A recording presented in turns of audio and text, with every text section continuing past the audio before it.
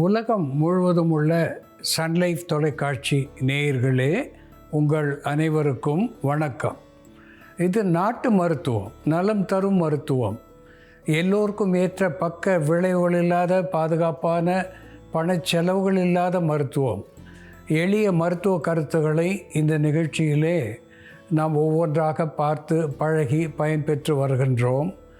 இன்று சில மருத்துவ குறிப்புகளை நாம் தெரிந்து கொள்வோம். அரிக்கா நட் அல்லது பெட்டல் நட் என்று ஆங்கிலத்திலே சொல்லப்பெறுவது பாக்கு, அதிலே கொட்டை பாக்கு என்று ஒரு வகை நமக்கு கிடைகளிலே, அதிலே கொட்டை பாக்கு என்று ஒரு வகை நமக்கு கிடைக்கக்கூடியது. அந்த கொட்டை பாக்கை வாங்கி லேசாக பச்சை வாடை போகும்படி வாணலியிலே இட்டு வறுத்து பொடித்து வைத்துக்கொண்டு சம அளவு சர்க்கரை கூட்டி உறவாடும்படி கலந்து வைத்துக்கொண்டு எப்பொழுதெல்லாம் தேவைப்படுகிறதோ அப்பொழுது அரை தேக்கரண்டி அதை நீரோடு நாம் பருகுகின்ற பொழுது வயிற்றுப்போக்கு, செரியாமை, மந்தம் இவற்றையெல்லாம் போக்கக்கூடிய ஒன்றாக விளங்குகிறது. அசீரண பேதி இவற்றை நிறுத்தக்கூடியதாகவும், குருதி கசிவு உட்பகுதியிலே எங்கேனும் குடற்பகுதியிலே இருந்தால் அதை தவிர்க்கக்கூடியதாகவும் இந்த கொட்டைப்பாக்கும் சர்க்கரையும் விளங்கும் என்று சுட்டிக்காட்ட விரும்புகின்றேன். அன்பான நேயர்களே, த க்ளவ் என்று ஆங்கிலத்திலே சொல்லப்பெறுவது லவங்கப்பூ, கிராம்பூ என்று சொல்லுவார்கள். இந்த லவங்கத்தை பச்சை வாடை போகும்படி வறுத்து எடுத்துக்கொண்டு சம அளவு இந்துப்பு, ராக் சால்ட் என்று சொல்லக்கூடிய இந்துப்பு, நாட்டு மருந்து கடைகளிலே கிடைக்கக்கூடிய ஒன்று. இந்த கிராம்பு, இந்துப்பு இரண்டும் சேர்ந்த கலவையை வெண்ணெயிலே இட்டு வெறுகடி அளவு நாம் உள்ளுக்கு குழைத்து சாப்பிடுகின்ற பொழுது த ஸ்பாஸ்மோடிக் பெயின் என்று சொல்லுகின்ற விட்டு விட்டு கடுமையாக வலிக்கின்ற வயிற்று வலியை உடனடியாக தணிக்கக்கூடியதாக விளங்கும். அதனோடு பசியின்மை, மந்தம், குமட்டல் இவற்றையெல்லாம் போக்கி உடலுக்கு ஒரு ஸ்டிமுலண்ட் என்கின்ற வகையிலே அது நமக்கு பயன் தந்து நல்ல ஆரோக்கியத்தை நிலைநிறுத்தும் என்பதை சுட்டிக்காட்ட விரும்புகின்றேன்.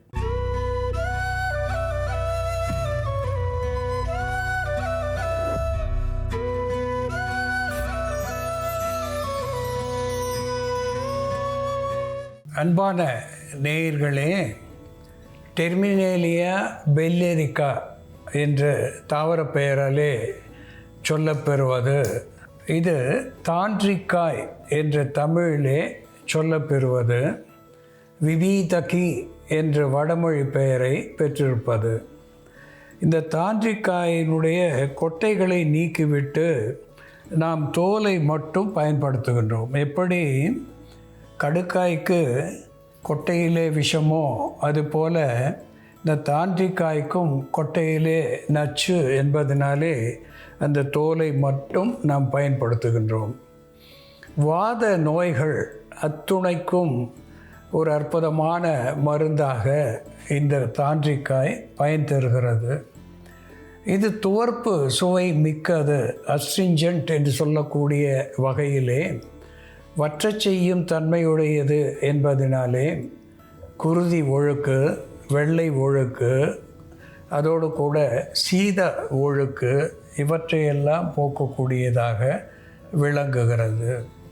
பேதி என்று சொல்லக்கூடிய கழிச்சல், டிசென்ட்ரி என்று இருந்தாலும் அது போக்கக்கூடிய ஒன்றாக விளங்குகிறது. இதை மேற்பற்றாக போடுகின்ற பொழுது புண்களை ஆற்றுகின்ற வல்லமையுடையதாக கடுக்காயை போலவே இதுவும் நமக்கு புறமருந்தாகி பயன் தருகிறது. இது மேனிக்கு நல்ல அழகை தரக்கூடியது என்று சொல்லியிருக்கிறார்கள். அப்பொழுது இது உள் உறுப்புகளை ஒழுங்காக செயல்பட செய்து ஆரோக்கியத்தை நிலைநிறுத்துகின்ற நிலையிலே அது அழகு நமக்கு தருவதாக விளங்குகிறது என்று பொருளாகிறது. அன்பான நேயர்களே, தாண்டிக்காய் எப்படி மருந்தாகிறது என்று செயல்முறையிலே பார்ப்போம், வாருங்கள். நேயர்களே, நாம் இன்னைக்கு தாண்டிக்காயோட மருத்துவ குணங்கள் என்ன, தாண்டிக்காயை பயன்படுத்தி மருந்துகள் எப்படி தயார் பண்ணுறதுன்னு பார்க்கலாம். முதல்ல நாம் தாண்டிக்காயை பயன்படுத்தி தொண்டைப்புண், இருமல் போன்ற பிரச்சனைகளை சரி செய்யக்கூடிய ஒரு எளிமையான மருந்து தயார் பண்ணலாம். இதற்கு தேவையான பொருட்கள்: தாண்டிக்காய் பொடி, கோதுமை மாவு, உருக்கிய நெய். பாத்திரத்தில் கொஞ்சம் நெய் விட்டுக்கலாம். தாண்டிக்காய் பொடி நமக்கு நாட்டு மருந்து கடையில் கிடைக்கும். திரிபலா சூர்ணத்தில் தாண்டிக்காயும் ஒரு அங்கமாக இருக்குது. கடுக்காய், நெல்லிக்காய், தாண்டிக்காய் இவை மூன்றும் சேர்ந்தது தான் திரிபலா சூர்ணம். தாண்டிக்காய் வயிற்றில் உள்ள புண்களை ஆற்றக்கூடிய மருந்தாகவும் செயல்படும். நமக்கு வயிறு புண் இருக்கும் பொழுது தாண்டிக்காயை தேனோடு சேர்த்து நம்ம சாப்பிட்டுட்டு வரும் பொழுது வயிற்றில் உள்ள புண்களை ஆற்றக்கூடிய மருந்தாகவும் செரிமானத்தை சீர் செய்யக்கூடிய மருந்தாகவும் செயல்படும்.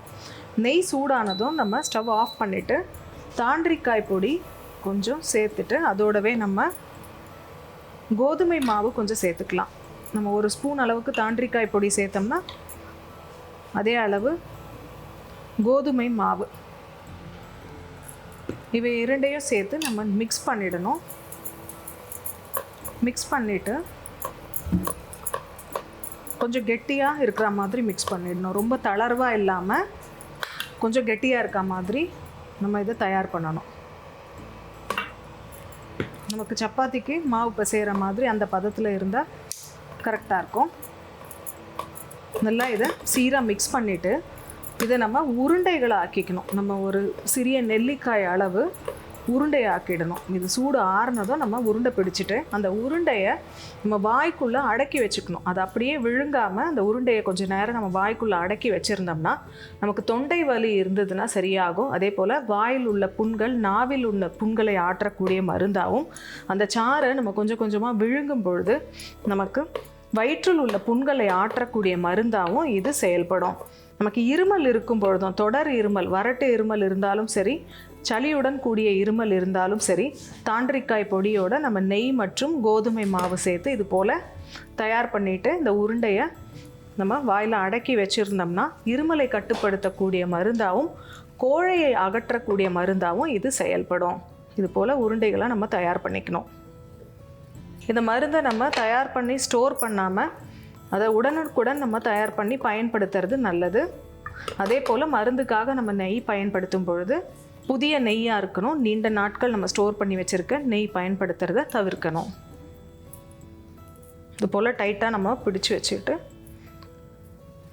தினம் 2 வேளை நம்ம பயன்படுத்தணும்னா ஓரிரு முறை நம்ம பயன்படுத்தும் பொழுதே சோர் த்ரோட் இருந்ததுன்னா சரியாகும், த்ரோட் இன்ஃபெக்ஷன் இருந்தால் சரியாகும், இருமலும் கட்டுப்படும். அடுத்ததாக நம்ம தாண்டிக்காயை பயன்படுத்தி கண்களுக்கு ஒளி தரக்கூடிய ஒரு மருந்து, கண்களுக்கு பலம் தரக்கூடிய ஒரு டானிக் தயார் பண்ணலாம். இதற்கு தேவையான பொருட்கள்: தாண்டிக்காய் பொடி, கற்கண்டு பொடி, தேன். தாண்டிக்காய் பொடி நம்ம அரை தேக்கரண்டி அளவு எடுத்துக்கலாம். கற்கண்டு பொடி அரை தேக்கரண்டி அளவு. இதோட நம்ம கொஞ்சம் தேன் விட்டுக்கலாம். தேன் ஒரு 10 சொட்டு அளவு தேன்.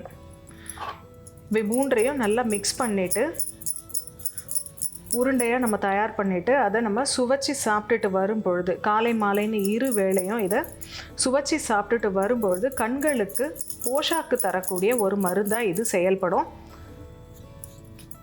கண் பார்வை குறைபாடு ஏற்படாமல் தடுக்கக்கூடிய மருந்தாகவும், நமக்கு வெளிச்சத்தினாலேயும் வெயில்னாலேயும் கண்ணில் ஏற்படக்கூடிய ஸ்ட்ரெயினை கம்மி பண்ணக்கூடிய மருந்தாகவும் செயல்படும். இது போன்று இந்த மருந்தை தயார் பண்ணிவிட்டு நம்ம உருண்டைகள் ஆக்கிக்கிட்டு இதை சுவைச்சி சாப்பிட்டுட்டு வரும்பொழுது கண்களுக்கு பலம் தரக்கூடிய மருந்தாக இது செயல்படும். அதே போல் தாண்டிக்காய் பொடி நல்ல மெல்லிசான துணியில் வச்சு சலிச்சிட்டு நுண்ணிய துகள்களாக இருக்கக்கூடிய பொடியை பயன்படுத்தணும். கொரன்னு இருக்கக்கூடிய பொடியை பயன்படுத்தக்கூடாது.